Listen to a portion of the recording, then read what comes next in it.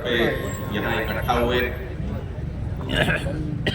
सबसे पहले मैं टोल कमेटी का धन्यवाद करता हूँ, जिन साथियों ने ये प्रयास किया, अनीश खटकर जी, हरिकेश जी, कैप्टन बेद जी, कैप्टन भूपेंद्र जी, अनीता जी, पूनम जी और आपकी पूरी टीम।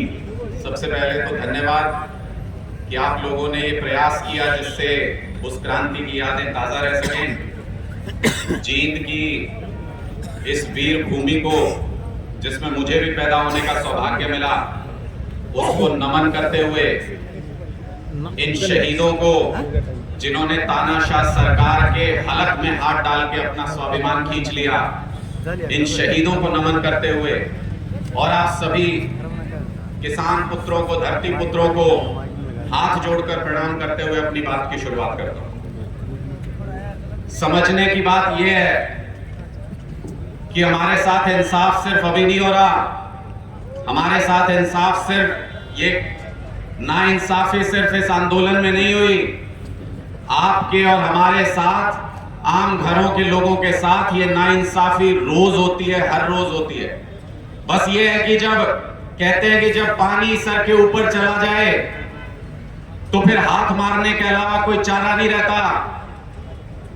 हमारे बच्चों को ना अच्छे स्कूल मिलते हैं ताकि वहां पढ़ के अच्छी जगह चले जाए, ना हमें बिजली मिलती अपने खेत में, ना हमको नौकरी मिलती अपने बच्चों के लिए। ये किसानों के बच्चे अपनी पूरी जिंदगी कुर्बान करना चाहते हैं, सीमा के ऊपर की जान देना चाहता हूं इस देश के लिए। ये सरकार कहती है कि 4 साल बाद रिटायर हो जाना। जब खाद मांगने जाओगे खाद नहीं मिलेगी, जब फसल का रेट मांगने जाओगे फसल का रेट नहीं मिलेगा, जब फसल खराब हो जाएगी तो मुआवजा नहीं मिलेगा। आपके साथ हर पल इंसाफ इस सरकार ने छीन लिया आपसे, आपसे नाइंसाफी होती रही हर पल, और अभी भी होती है। लेकिन अगर कोई हमारी धरती के साथ खिलवाड़ करने का कोशिश करे, लेकिन अगर कोई स्वाभिमान के साथ खिलवाड़ करने की कोशिश करे तो फिर लड़ना जरूरी हो जाता है। और ये जो लड़ाई जिसकी आज याद में यहां पे बैठे हैं, ये लड़ाई भी ऐसी ही लड़ाई थी। आपसे आपकी जमीन छीनना चाहते थे, आपका स्वाभिमान छीनना चाहते थे। कहते हैं कि स्वाभिमान पे आ जाए तो टकराना जरूरी है, जो जिंदा हो तो जिंदा नजर आना जरूरी है। ये वही लड़ाई थी। ये 19 शहीदों के लिए आज यहां पर हम इनको नमन करते हुए एक श्रद्धांजलि स्थल बना रहे हैं, इनको याद करें, इनकी कहानियां सुनाई जा सके। लेकिन मैं चाहता हूं एक ऐसा दिन आए, एक ऐसी सरकार आए जो 700 शहीद हुए इस आंदोलन के अंदर, उनके गांव में, उनकी जगहों पे, उनको भी इसी तरीके से श्रद्धांजलि दी जा सके, श्रद्धांजलि स्थल बनाए जा सके, ताकि इतिहास बन जाए ये कुर्बानी जो इन लोगों ने दी। और किस लिए कुर्बानी दी?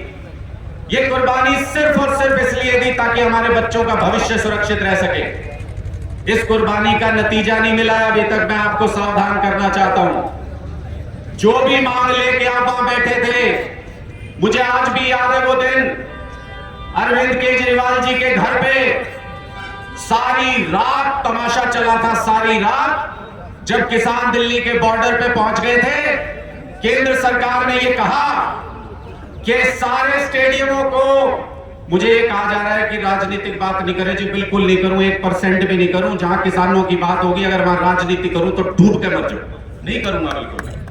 लेकिन आपको समझने की बात है, मैं इसलिए कह रहा हूं कि क्या क्या साजिशें हुई थी, मैं उस रात का गवाह हूं, इसलिए बता रहा हूं। उस रात को केंद्र सरकार की तरफ से यह कहा गया, तारी सरकार भंग कर देंगे, तुम आगे सरकार नहीं चला पाओगे एक दिन के लिए भी। तो किसी को तो आज भी स्टैंड ले रहे हैं ना, किसी को तो स्टैंड लेना था। केजरीवाल जी ने कहा था चाहे फांसी दे दे, ये कलम तोड़ दी, साइन नहीं करूंगा इस फाइल के ऊपर जिसको कह रहे हैं स्टेडियमों को जेल बना दो। मैंने इसलिए इस बात का जिक्र किया, आप ये मत समझना मैं राजनीति कर रहा हूं, अपनी पार्टी की बात कर रहा हूं। मैंने इसलिए इस बात का जिक्र किया, हम जिस पार्टी में बैठे हो, जहां भी बैठे हो, अगर हमारे माँ बाप सड़क पे लड़ाई लड़ रहे हैं, अगर हमारे किसान सड़क पे लड़ाई लड़ रहे हैं, तो लानत है ऐसी राजनीति पे अगर उसके लिए खड़े ना हो सके हम तो। इसलिए आप जहां जिस कुर्सी पे बैठे हो, जहां अपना दमखम दिखा सकते हो वहां दमखम दिखा के इस लड़ाई में जुड़ना चाहिए, खड़े होना चाहिए। मैं इसलिए ये सारी बातें कह रहा हूं और अपनी वाणी को विराम दूंगा एक आखिरी बात कह के, ये लड़ाई अभी खत्म नहीं हुई है, ये लड़ाई अभी और आगे जाएगी और बहुत दूर तक जाएगी। कुर्बानियां देने के लिए तैयार रहना, इसलिए कह रहा हूं कि कुर्बानी देने के लिए तैयार रहना, क्योंकि इतिहास उसी का लिखा जाता है जो जीतता है। जो लड़ाई में एक छोटी लड़ाई का एक छोटा टुकड़ा जीत लिया, उससे इतिहास नहीं लिखा जाता। जब इस तानाशाही सरकार को पटक दोगे, पलट दोगे, तब आपका इतिहास सुनहरे अक्षरों में लिखा जाएगा, उसके बिना नहीं लिखा जा सकता। इसलिए इस लड़ाई को आगे बढ़ाने में, अपने हक को, अपने स्वाभिमान को बचाने में आप सबसे गुजारिश करता हूं कि तन मन धन से, पूरी ताकत से इस लड़ाई को लड़ना है। मेरी जहां जरूरत होगी, मैं भी किसान परिवार से आता हूं, मेरी जहां जरूरत होगी, सीने पे बंदूक भी लगी होगी तो 1 इंच कदम पीछे नहीं हटेगा। मैं आज आपके बीच में ये वादा करके जा रहा हूं। बहुत बहुत शुक्रिया आप सभी का इस अच्छे अवसर पर कि हम अपने शहीदों की कुर्बानियों को सिर्फ एक मौत समझ के व्यर्थ नहीं जाने दे रहे, बल्कि उनको याद रखेंगे ताउम्र, उससे सीख लेंगे और आगे अपने बच्चों के लिए संघर्ष करेंगे। इतना ही उम्मीद करते हुए मैं हाथ जोड़ के आप सभी को प्रणाम करता हूं। बहुत बहुत